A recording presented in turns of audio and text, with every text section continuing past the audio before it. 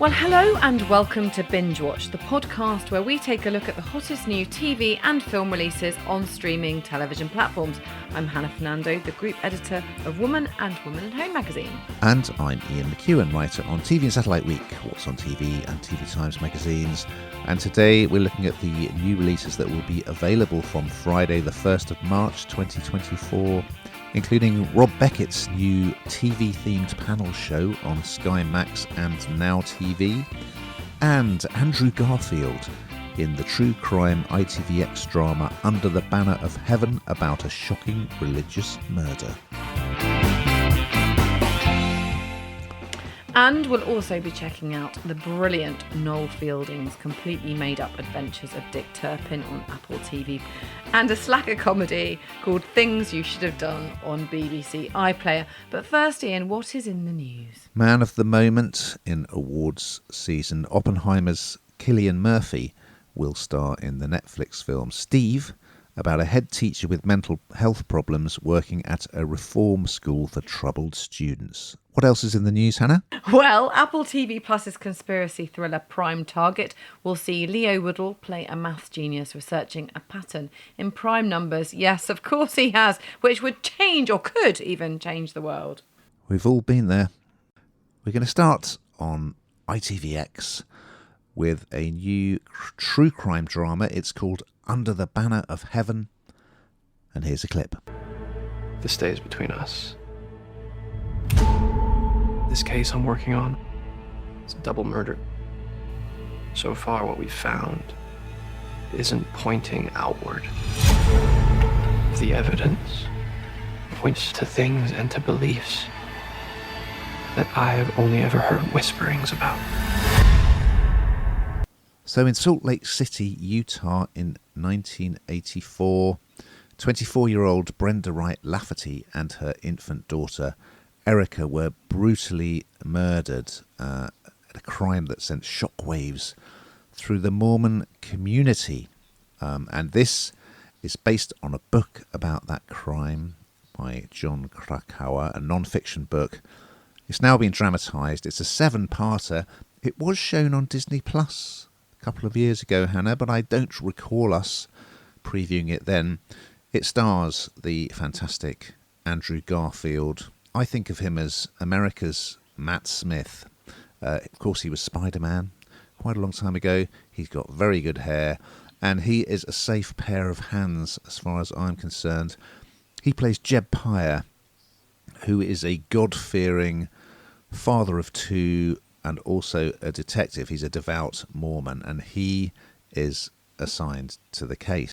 So it's interesting because TV doesn't normally shy away from gore, but when he goes to the crime scene at the beginning of episode 1, they deliberately don't really show. You can tell he's hugely affected by what he's seeing, but they're not really showing you the crime scene in full, which is a refreshing change. So we're going to have, of course we are, different timelines. So in the present, Pyre and his detective colleague quizzing the husband, because in these cases it's usually the husband or partner, isn't it? But we're also going to learn the story of his marriage in flashback, and Brenda is played by Daisy Edgar Jones from Normal People, who's been getting quite a lot of press lately. Not only that, but we're going to go back even further to depict the early days of Mormonism under Joseph Smith. So there's lots of reference to LDS is mentioned a lot. That's Latter-day Saints. I do think for a British audience that doesn't really know very much about Mormonism, I mean, all I know about it is based on the hilariously rude West End musical Book of Mormon. If you haven't seen it, go. It's superb. Whereas I think Americans are much more well-versed in it, of course, because Salt Lake City is the home of the Mormons, isn't it? Perhaps some of the language and the theological references might go over our heads. Garfield's character is kind of wrestling with, on the one hand, his job as a detective. He's also a family man, but he's also got his religious beliefs. He's very believable in the lead role. I'm not sure all three of the timelines work particularly well, especially the one that goes furthest back. But yeah, it's an interesting mystery. I mean, don't Google the answer if you don't already know the case. Just let it play out in the drama, because it is a fascinating crime and a fascinating story. Trigger warning for dog lovers like ourselves. There is a little bit of cruelty to dogs in episode 2, so watch out for that.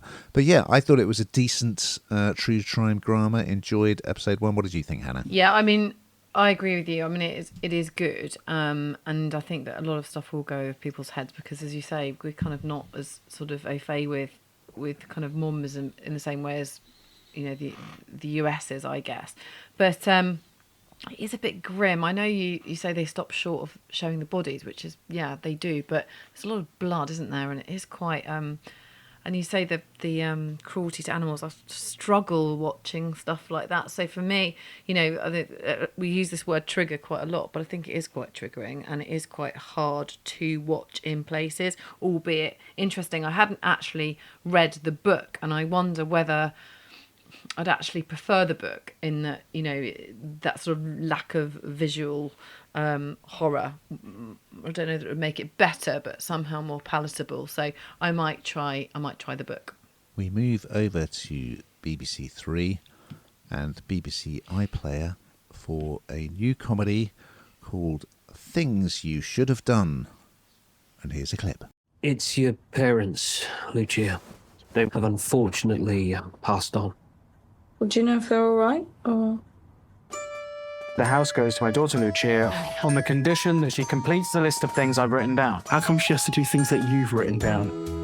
Yes, so this is a new comedy on BBC 3, and it's, as a lot of comedies that we kind of review, it's sort of tainted by sadness, I suppose, or it starts with sadness. So it's written by Big Boy's Lucia Keskin, and it sees the comedian playing a girl called Chi, who's a very lazy girl. She's a complete layabout, completely reliant on her parents, from Ramsgate in Kent. And you know, her only bit of exercise is opening a packet of crisps or putting her feet up on the sofa. She sort of epitomises every teenager around, and worse, and some really. But it's tainted by sadness because she finds out that her parents, who she relies on completely to do absolutely everything for her, you know, admitting that she is a stay-at-home daughter, her parents have a very untimely end, and there's a police will turn up at her house to let her know this has happened, and even that doesn't sort of even, it does faze her, but she kind of doesn't really know what they mean. And so they read the will. She goes to the reading of the will, and the parents have left her the house, but on the proviso that she does a whole list of things, which means she's got to get off the sofa. She's got to go and do something in order to be able to keep a roof over her head. So each episode sees her tackle an item on that list, and the first one we see is her attempting to learn to drive, and she doesn't have any social skills or any awareness. I mean, honestly, what's gone on in her childhood as to how she's led to being like this, you know, anybody's guess. But she struggles with trying to sort of sort any life admin out because it's all been done for her. And then you see a sort of relationship between her and this driving instructor who, you know, who's called Gary, played by Steve Brodie. And she kind of accosts him. He's got to teach her how to drive. She doesn't know how to go about the correct way to perhaps find a driving instructor. And it's quite a nice relationship between the two, albeit frustration on his part, but you kind of see her grow. So it is funny in places, and anyone who's got a teenager will probably look at their teenager slightly better afterwards because it makes most teenagers look like a saint. What do you think, Ian? I really liked it. To me, it sounded like the arrival of a new comedy voice with an original style. Parts of it are a little bit surreal because she sort of has these conversations with herself where she's not exactly hallucinating, but these little figures appear and they have a chat. And at one point, the ghosts of her mum and dad reappear, and her dad's mysteriously got a mullet, and just quirky little things like that. And it kind of reminded me a little bit of Daisy May Cooper's character in This Country, and a little bit of Steph Lets Flats, the Jamie Demetriou comedy, just because it's so different. And everything in it is so unexpected, but there's some great one-liners. It's very quirky. It's really different. I mean, I absolutely loved it. And the way she gets involved with this driving instructor, when she's trying to tick off the first thing on the list, which is learn how to drive, she steps out in front of a learner driver during a lesson and then just gets in the back seat and then just gets involved in this poor guy's life. And it's terrific. It's just so fresh and new, and I thought it was delightful. Well, talking of original comedy, over on Apple TV Plus, I'd be pretty excited about this. Arriving on Friday, the 1st of March. It's a new series called The Completely Made Up Adventures of Dick Turpin. And here's a clip. I know what you're thinking. Who is this guy with the incredible cheekbones? Where does he get his hair done? One day, I'll be the most famous highwayman in all of England. You are literally about to be hanged, you idiot! Quick note to my gang. If you were planning a rescue, now would be a good time. So yes, Apple TV Plus. So 2 episodes to start off with, and then weekly. I am a huge fan of The Mighty Boosh, which was Julian Barrett and Noel Fielding's wonderful, wonderful, surreal comedy with lots of music and amazing characters. So I'm very pleased to see him back in a comedy series. I mean, he was in the IT Crowd a while ago. He did have his own sketch show, short-lived, which is pretty weird stuff on Channel 4. It's great to see him back. And he is playing Dick Turpin, I suppose, more in the manner of Adamant, the dandy highwayman. So yeah, we're in the 18th century. I tell you what, it's got a terrific cast, this. The backstory, well, he's being taken to be executed, but they stop at a pub and he starts telling his life story, which is that he was the son of a butcher. The butcher is played by Mark Heap, who, again, I love, and he's very funny. But he doesn't want to be a butcher. He likes making clothes and villages out of courgettes and weird things like that. He accidentally kills a highwayman played by David Threlfall, though I didn't recognise Threlfall at all in his get-up. And then he becomes the new leader of this highwayman's gang. But he has to reckon with the thief-taker general Jonathan Wild, played by Hugh Bonneville. You've got lots of good people in this. You've got Tamsin Gregg as a crime boss. You've got Mark Wootton, who I love, from Nativity, as a member of the gang. You'll spot lots, Dolly Wells, you'll spot lots of familiar comedic faces. So yeah, as you would expect with Noel, it's pretty quirky. And you can hear, he's got a writing credit on this, and you can very much hear his distinctive voice coming through. And of course, he's got a very unique way of performing as well, isn't he? Which is very endearing. So it's always difficult to land a new comedy, I think. And the first episode is always going to be a challenge. But I really enjoyed it. I did laugh a lot. It had Joe Wilkinson amuse me very much as sort of the jailer taking them to the gallows as if they're on a coach trip. And he says, "This is your last chance to use the toilet ever." Things like that. So yeah, I thought it was terrific. So pleased to see Noel back doing comedy. What did you think, Hannah? I agree with you. I absolutely love Noel Fielding, and they've got some cracking guest stars, haven't they? Including Mark Heap and Greg Davies. I'm a really big fan of Greg Davies, and I think he's really fun. I saw this on a friend's Facebook page because I think they had a cameo role in it, so I was kind of even more intrigued to try and spot them in there. But Noel Fielding, it feels like it's been a while, hasn't it, since we've seen him on the screen doing anything other than Bake Off, and I know he's around on other shows and on Dave and what have you, but I just he's just so funny, and he just feels such a mild-mannered character and brings a completely different side to this story, of course. It's nothing like you'd imagine. It was quite different. I have to say, I was quite surprised that this landed on Apple TV Plus, actually. It kind of didn't feel like the right home for it in some ways. I don't know why. It just didn't feel quite right. I had to look twice when I saw it was. But no, I thought it was really good. Brings a whole different dynamic. And as you say, great to have Noel Fielding back doing some comedy. We're going to finish on Sky Max and Now TV with a new entertainment show. It's called Rob Beckett's Smart TV. Here's a clip.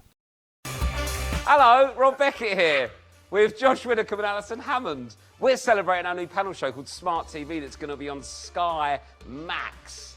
I didn't realise it's Sky Max. You That's haven't got amazing. Sky, have you? No.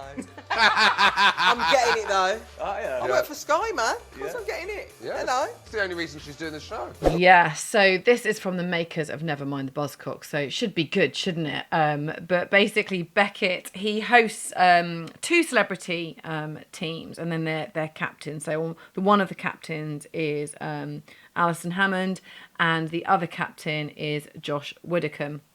And it's essentially a quiz show, so you and I should do pretty well in it, really, shouldn't we? Because it's a load of different games, and they're really funny, and they're kind of quite chaotic games designed to test how much they know about what's on the box. As I say, we should be good at that.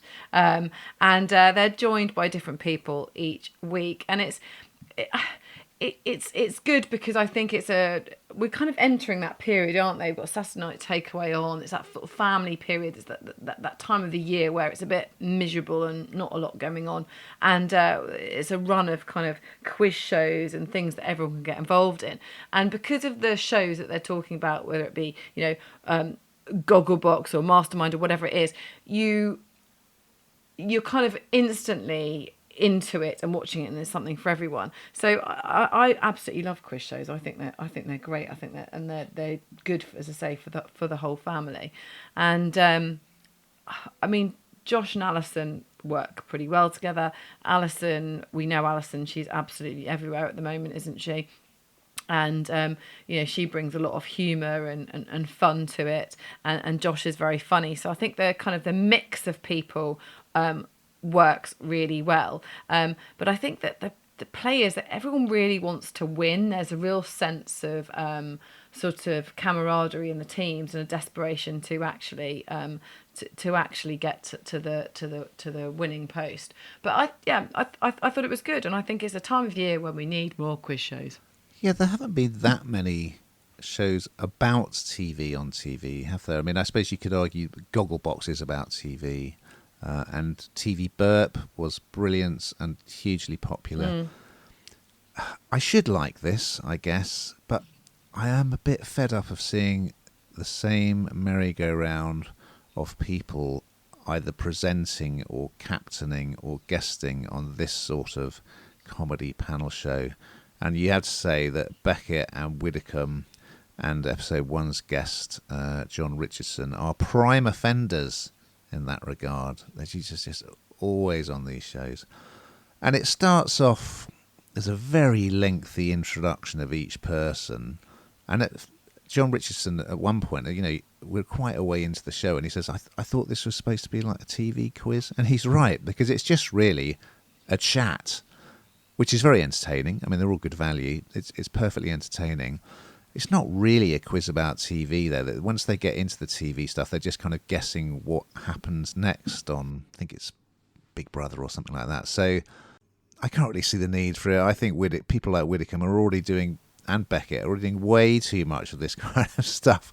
I think it probably worked just as well as a radio show, if I'm honest, or a podcast. So, yeah, I mean, I did laugh because they're funny. They're very funny people, and they spark off each other. You also get Russell Tovey, I think, is in episode 1, and oh yes, Jamie Lang from Made in Chelsea, who's quite odd. So yeah, kind of a bit underwhelmed, really. Seen it all before. What we do need is a proper TV preview and review show, Hannah, perhaps hosted by a couple of names people aren't that familiar with, but who are experts in the field. Just putting it out there. Just putting it out there. Now, we've got to that time, Hannah, where we find out what have you been binging on this week.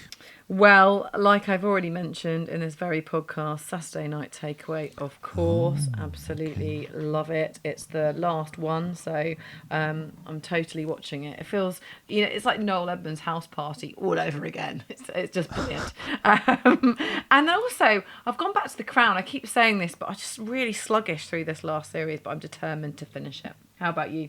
Good stuff. And I should flag up a big interview with Anton Deck in this week's TV Times. Yes, there, I said it. Well, say goodbye to my social life for a while because Married at First Sight Australia is back. So that is what I will be watching. Now we've just on E4, by the way, folks. I'm sure you know that already. We've just got time to look ahead to next week's offering. So what's on the binge watch menu, Hannah? Well, Julianne Moore will play an ambitious aristocrat in a real-life royal saga. Ooh. What's it called and what's it on? Well, it's called Mary and George. Thank you for that cue. And it's on Sky Atlantic and now. Lovely. And another aristocrat inherits a lucrative cannabis empire in Guy Ritchie's crime caper spin-off The Gentleman on Netflix. So we look forward to those and much, much more. But in the meantime, listeners, keep watching.